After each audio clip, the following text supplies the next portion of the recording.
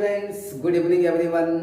अगर आप बीएससी या एमएससी मैथमेटिक्स के साथ कर रहे हैं तो कॉम्प्लेक्स एनालिसिस के अंदर एक टॉपिक होता है सिंगुलरिटी, जो प्रत्येक स्टूडेंट को बहुत परेशान करता है। अगर अभी आप पोस्ट ग्रेजुएट टीचर मैथ्स की तैयारी कर रहे हैं और कॉम्प्लेक्स पढ़ रहे हैं तो वहाँ भी आप सिंगुलरिटी से परेशान होंगे। तो मैं आज सिंगुलरिटी पर चर्चा करूँगा और आशा करता हूँ कि आज के बाद आपको इस टॉपिक में किसी और तरह की परेशानी नहीं होगी। ध्यान से देखिए वीडियो को अंत तक, बहुत मज़ा आएगा। ओके, चलते हैं। आज हम लोग इसमें पढ़ेंगे सिंगुलरिटी है क्या, सिंगुलरिटी की परिभाषा, एग्जाम्पल्स और उसके types. Let's begin it. Actually singularity है क्या? What is singularity?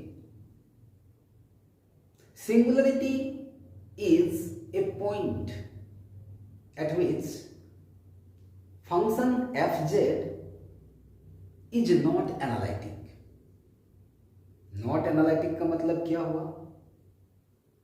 Not analytic का मतलब होता है उस पर्टिकुलर पॉइंट पर फंक्शन डिफाइंड नहीं है, डिफरेंशिएबल नहीं है, कुछ रीमन इक्वेशन को सेटिस्फाई नहीं करती है। कहाँ पर?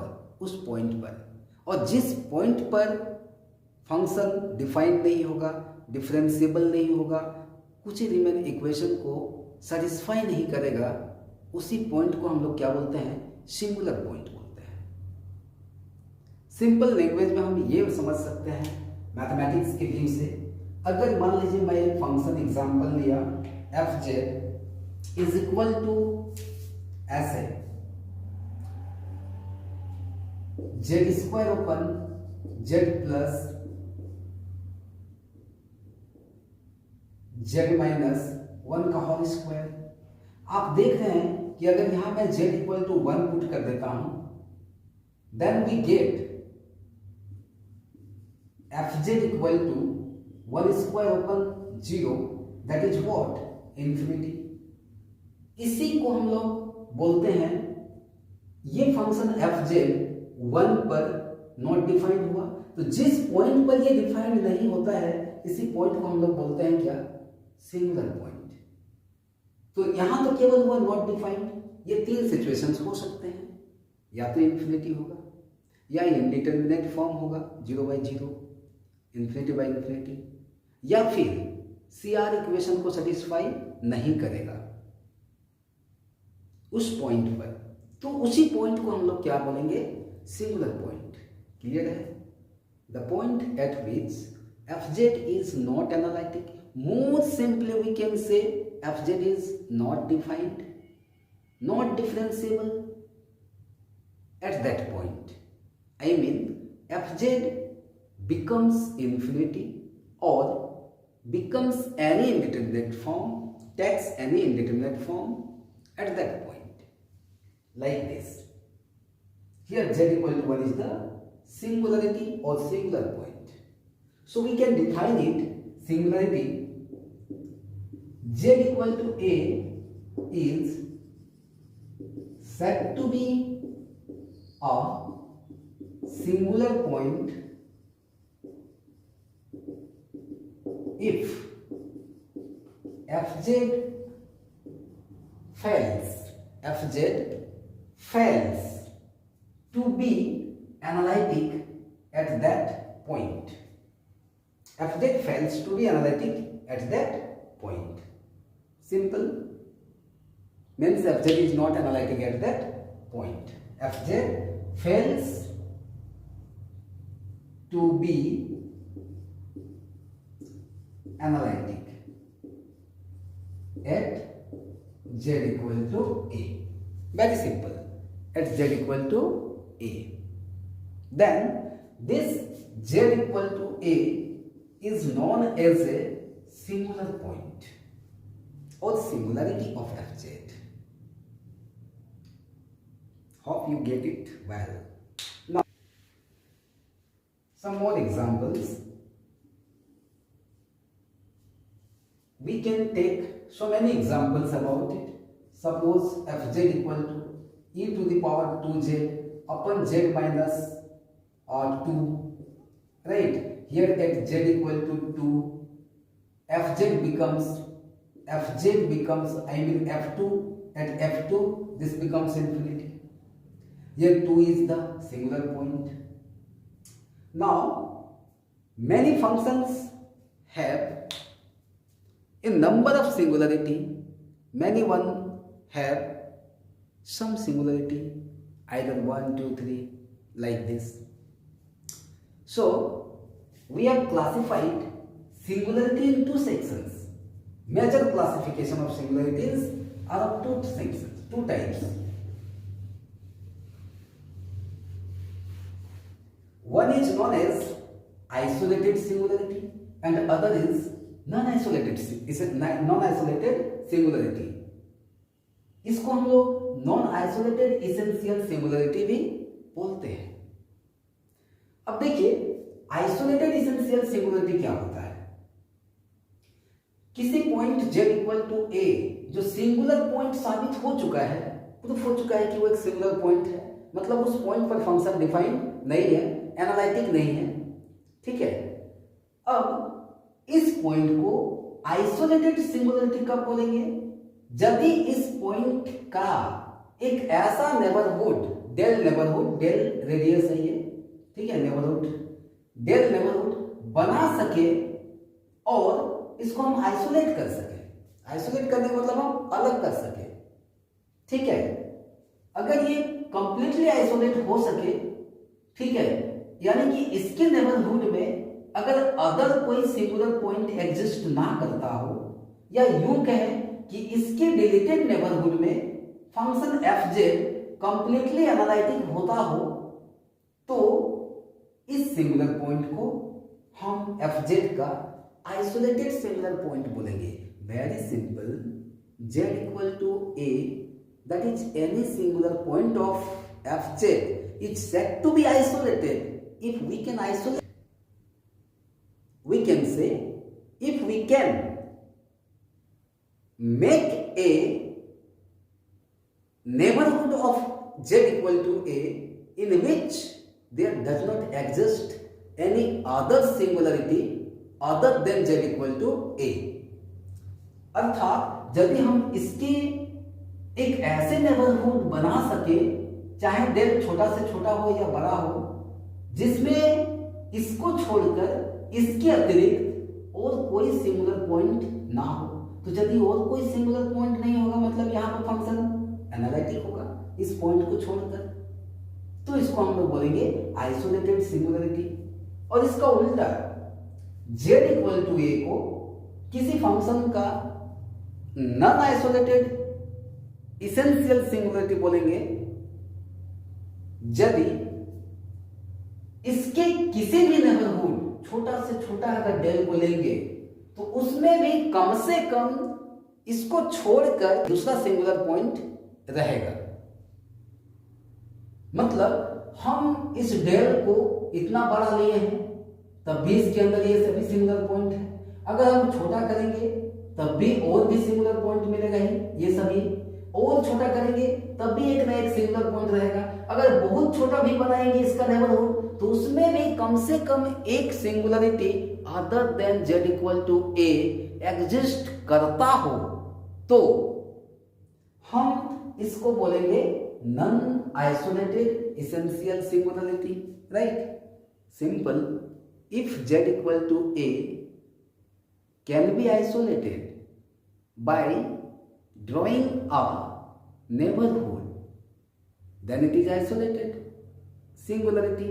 And if z equal to a can't be isolated by taking any value of del का छोटा से छोटा वैल्यू भी अगर लेके अगर हम एक नेबरहुड बनाएंगे और उस नेबरहुड में वो अकेले ना रहे, मतलब उसके अतिरिक्त और एक कम से कम एक सिंगुलर पॉइंट मिलता हो, तो फिर हम इस सिंगुलरिटी को बोलेंगे नॉन आइसोलेटेड इसेंशियल सिंगुलरिटी।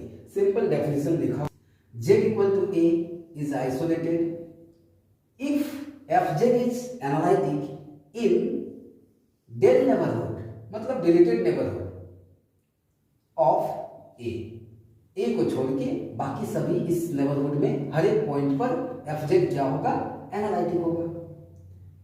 दूसरे सेंस में बोलते हैं fz has no singularity in some neighbourhood of z equal to a, अर्थात a का हम कम से कम एक ऐसा नेबरहुड बना सके जिसमें एक को छोड़कर दूसरा कोई भी सिंगुलर पॉइंट ना हो, तब z इक्वल टू a को हम लोग बोलते हैं आइसोलेटेड। और z equal to a is said to be non-isolated essential singularity, non-isolated essential singularity of fz if there exists at least one singularity in every neighborhood of z equal to a, यानी z equal to a का कोई भी एक हम neighbourhood बनाएंगे उसमें कम से कम एक singularity z equal to a को छोड़कर उसके अतिरिक्त एक सिंगुलरिटी मिले, एक से अधिक भी मिल सकता है।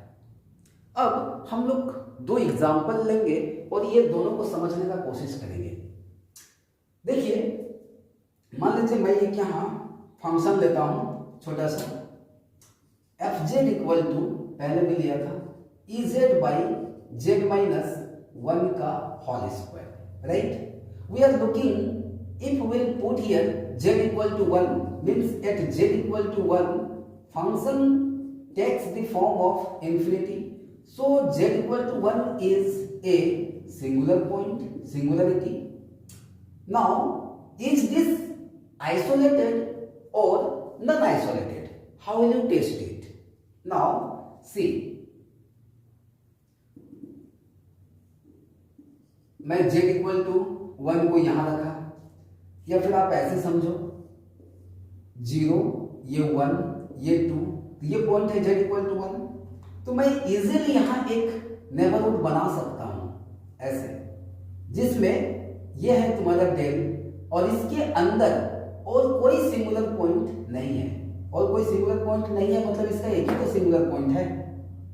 अब मैं एक ऐसा फंक्शन लेता हूं जहां दो सिंगुलर पॉइंट हो, इसी में मैं एक और बना देता हूं आगे ऐसे z माइनस 2।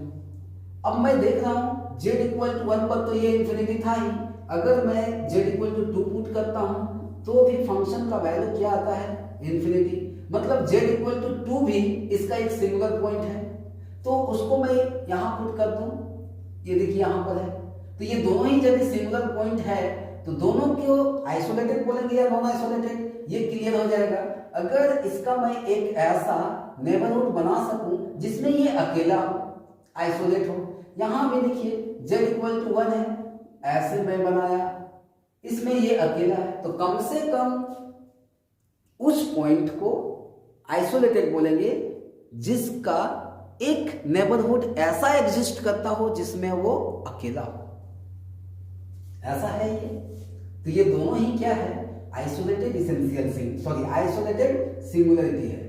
अब आइसोलेटेड सिंगुलरिटी है तो इसका भी टाइप्स होता है, नेक्स्ट वीडियो में हम लोग देखेंगे, इसका भी टाइप्स होता है। ओके, तो अभी हम लोग केवल ये पता किए कि 1 और 2 जो है आइसोलेटेड सिंगुलरिटी है।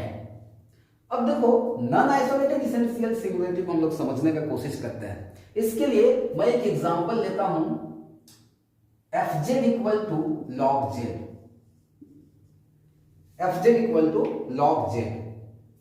ध्यान देने वाली बात यह है कि log z एक ऐसा फंक्शन है जो 0 पर डिफाइन नहीं है और 1 पर भी इसका वैल्यू 0 होता है, जो भी हो, तो 0, ये जो 0 है इस पर ये फंक्शन डिफाइन नहीं है, तो जिस पर ये डिफाइंड नहीं है वही उसका सिंगुलर पॉइंट।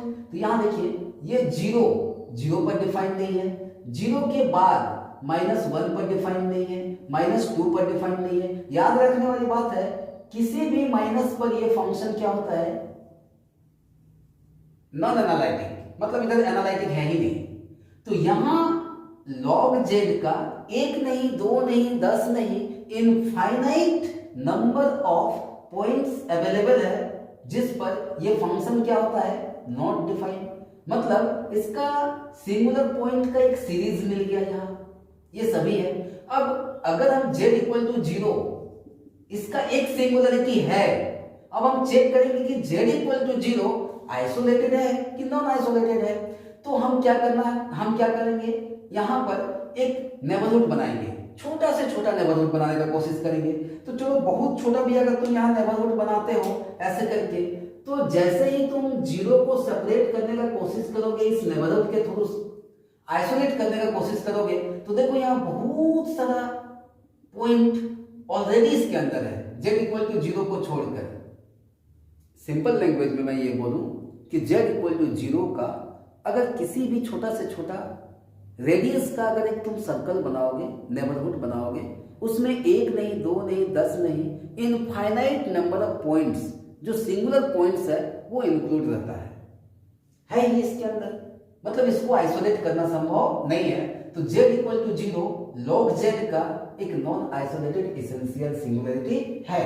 जैसे मैं यहां देखा ना, ये z इक्वल टू a, देखो यहाँ एक नंबर ऑफ इस तरह से सिंगुलरिटीज है, सिंगुलर पॉइंट है। यदि मैं इसका छोटा से छोटा अगर ऐसे नेबरहुड लेता तो उसमें भी बहुत सारे सिंगुलर पॉइंट हैं other than z equal to a। हम समझते हैं कि आप लोग को सिंगुलरिटी का डेफिनेशन, एग्जाम्पल और दो मेजर टाइप समझ में आया, आइसोलेटेड और नॉन आइसोलेटेड। नेक्स्ट वीडियो में हम अभी चर्चा करेंगे, आने वाले वीडियो में बताएंगे कि आइसोलेटेड सिंगुलरिटी का क्या क्या टाइप है और कैसे पता करते हैं।